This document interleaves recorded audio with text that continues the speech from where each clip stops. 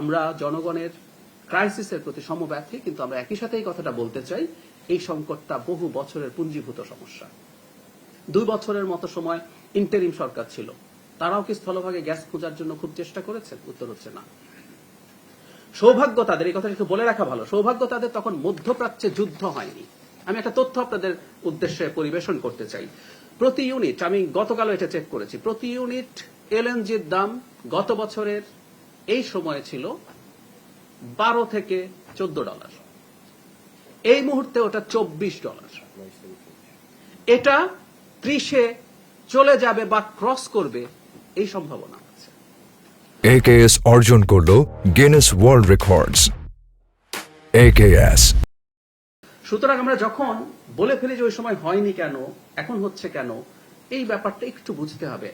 দিনের শেষে আমরা অনেক বেশি গ্যাস এনে মারাত্মক রকম সাবসিডি দেব, নাকি আমরা কিছুটা লোডশেডিং মেনে নেব?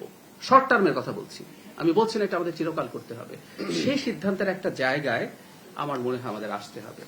এটা আমরা জানি না আসলে কোন দিকে যাবে। ইউরোপ তার, আমি আগেও একদিন বলেছি, ইউক্রেন যুদ্ধের পর থেকে ইউরোপ এলএনজির উপর ডিপেন্ডেন্ট হতে শুরু করেছে, কারণ সে রাশিয়া থেকে নর্থ স্ট্রিম পাইপলাইন দিয়ে গ্যাস নিতে চাইছিল না, কারণ ওর সাথে যুদ্ধ আছে। তো তারা বিরাট ক্রেতায় পরিণত হয়েছে।